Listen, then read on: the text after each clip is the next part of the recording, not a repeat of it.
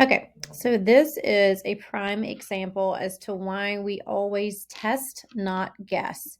So, for instance, this patient who's come to me with symptoms more indicative of things like low libido, low muscle tone, brain fog, severe fatigue. She's got some irregular periods, some light periods, but the fatigue is the biggest thing that's driving her in the door. So she is just can't get out of bed in the morning. She's super tired, and she's running on caffeine all day long. So we did her hormones, and I really expected, even with my 9 years of practice in BHRT, expected to see almost the opposite of what we saw here. So usually the low libido, low muscle tone, low endurance is a testosterone deficiency. She's having the opposite symptoms, but her testosterone levels, as you can see, are very high.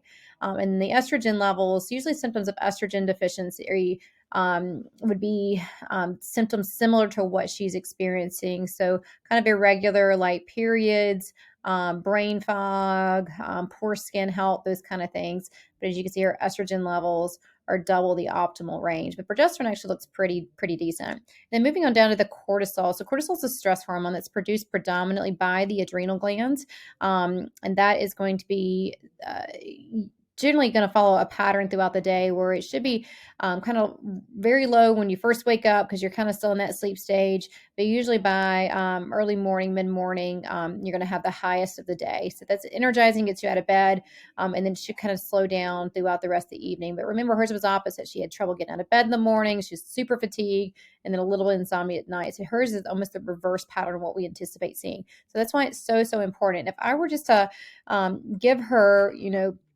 treatment based on her symptoms, I would have definitely put her into more of an issue. The most important thing is to test, not guess. We have access to these amazing testing. Not everybody is going to qualify for a blood test. Sometimes blood tests are not indicated for women who are still having their cycle. So we do either a Dutch dried urine test, or sometimes we'll do a saliva test, just depending on what's going on.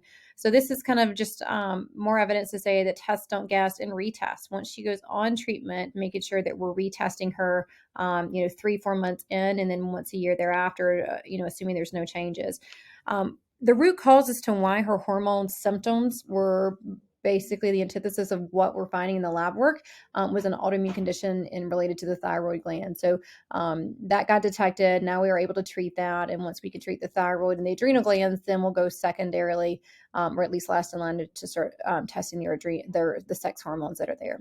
So we're going to give her some blockers. We're going to help support her diet, nutrition. We're going to help support weight, lifestyle, exercise, all those things. We're going to address them all. But again, key important parts here is test, don't guess, and then making sure you're addressing that, all three. Estrogen, progesterone, testosterone is important. Those are just your sex hormones. We need to address the adrenal glands, and then thyroid function is all. If you address just your sex hormones and your adrenal glands without addressing your thyroid function, you're not really going to get a whole lot better, and you're going to start seeing symptoms like this show up.